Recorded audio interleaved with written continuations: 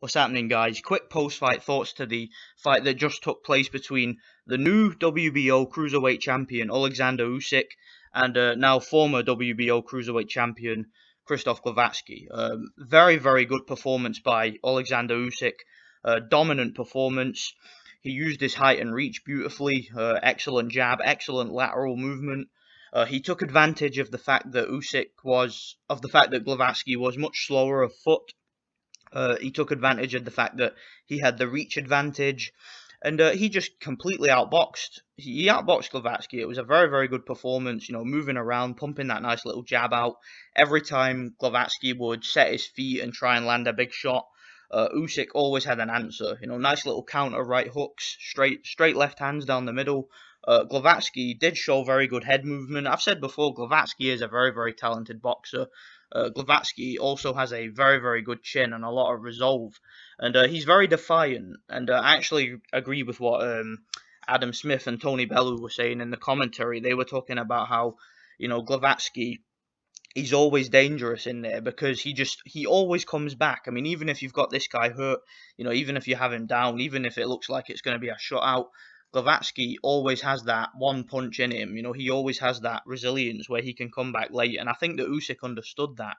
And that's why Usyk decided to stay on his back foot for the majority of the fight. And he kept Glowacki guessing with all the feints. Every now and then he would do these nice little feints, just sticking his arm in the air and just doing all these weird little movements just to keep Glowacki guessing, just so that Glowacki couldn't get into any kind of rhythm and couldn't plant his feet when he needed to. And it was just a very, very good performance. In the last round, Glowacki came on strong. He was really letting his hands go, trying to get the knockout. He didn't win the round, however, he did score what looked to me like to be a knockdown.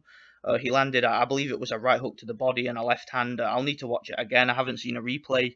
The fight just ended, but to me it looked like a knockdown. The referee didn't count it, so it didn't affect the scoring. But Usyk got up and dominated the rest of the round and actually finished the round very strongly.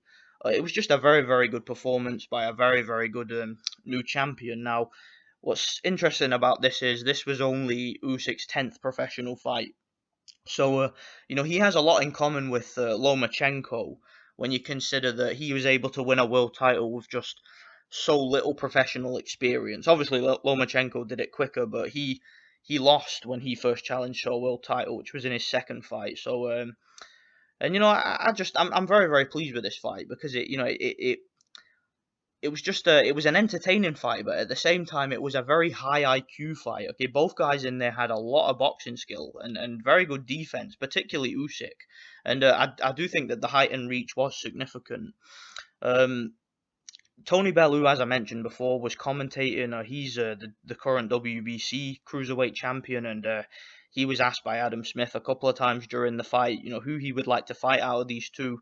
And he was saying all the way through that Usyk was clearly the better fighter and would be the more difficult fight. But he wasn't sure before the fight how Usyk was going to be going 12 rounds. And that's what I said in my prediction video. I just wasn't sure if Usyk was going to be able to box a disciplined fight for 12 rounds and outbox this much more experienced champion over the distance. But clearly, he has proven that he can do that. He's proven he's got the discipline. He's proven he's got the stamina. And he's proven he's got the IQ to do it. He's very, very smart, very intelligent boxer, Usyk.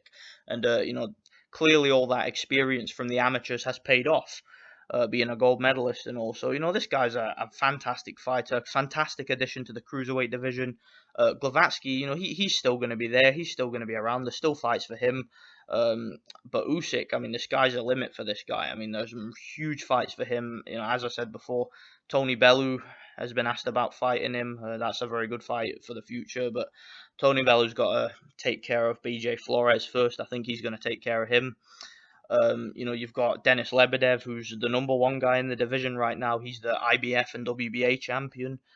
He has two mandatories to take care of. I'm not sure which one he's going to fight. He's got, I believe it's a choice between Babet Shumenov and Murat Gassiev, and those are two very interesting fights.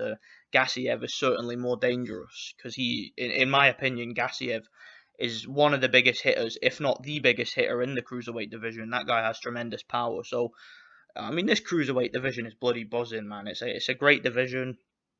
Shout out to Oleksandr Usyk for his boxing skill and his ability, and shout out to Glowacki for his heart and determination. He's just such a tough dude, man. And you know, I'm really looking forward to seeing where these guys go from here. It's going to be excellent. Let me know what you guys think. I'll probably do another video once I've got a chance to watch a fight a second time. Let me know what you guys think. Thanks for watching.